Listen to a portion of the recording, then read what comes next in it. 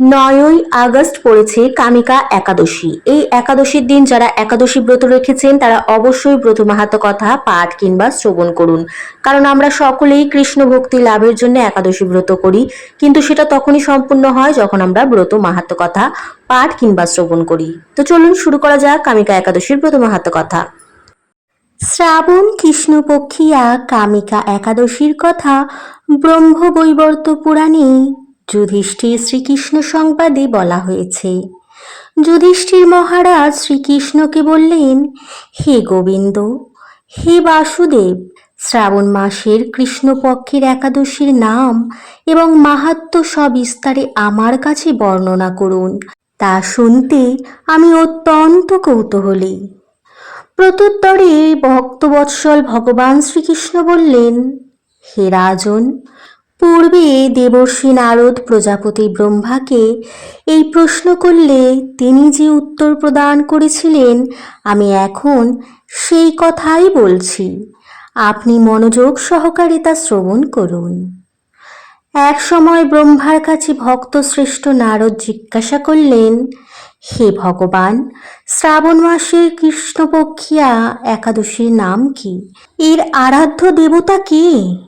সেই ব্রতের বিধি বা কি রকম এবং এই ব্রতের ফলে কি পুণ্য লাভ হয় তা সবিশেষ জানতে ইচ্ছা করি।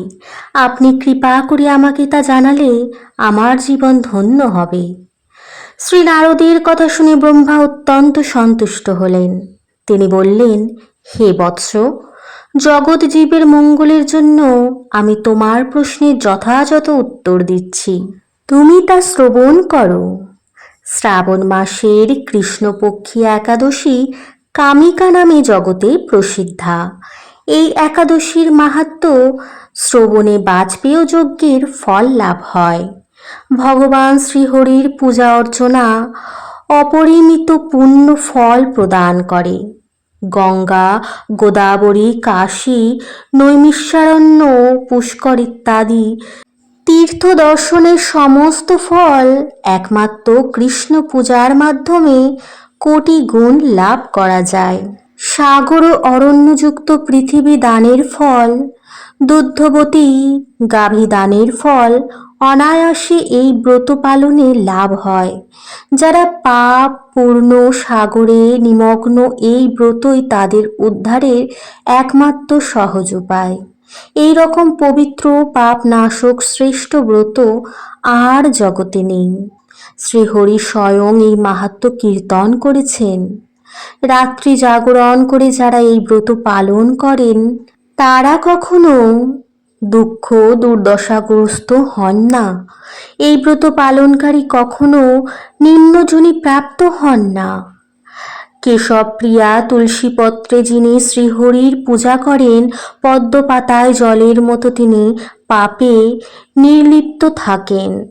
তুলসীপত্র দিয়ে বিষ্ণু পূজায় ভগবান যেমন সন্তুষ্ট হন, মণি মুক্তাদি মূল্যবান রত্ন মাধ্যমেও তেমন প্রীত হন না। যিনি কেশবকে তুলসী মঞ্জুরি দিয়ে পূজা করেন তার জন্মার্জিত সমস্ত পাপ ক্ষয় হয়ে যায়। এই প্রসঙ্গে ব্রহ্মা বললেন, হে নারদ, যিনি তুলসীকে প্রত্যহ দর্শন করেন তার সকল পাপ রাশি বিদূরিত হয়ে যায়। যিনি তাকে স্পর্শ করেন তার পাপ মলিন দেহ পবিত্র হয়। তাকে প্রণাম করলে সমস্ত রোগ দূর হয়। তাকে জল সিঞ্চন করলে যমও তার কাছে আসতে ভয় পান। শ্রী হরিচরণে তুলসী অর্পিত হলে ভগবত ভক্তি লাভ হয়।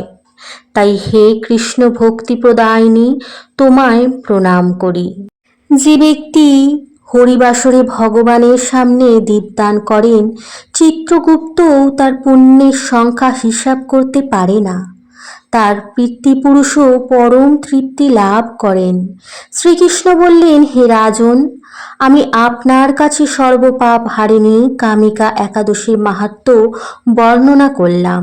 অতএব যিনি ব্রহ্মহত্যা, ভ্রূণ হত্যা, পাপ নাশিনী, মহাপুণ্য ফলদায়ী এই ব্রত পালন করবেন ও এই মাহাত্ম্য শ্রদ্ধা সহকারে পাঠ অথবা শ্রবণ করবেন, তিনি সর্বপাপ থেকে মুক্ত হয়ে বিষ্ণু লোকে গমন করবেন।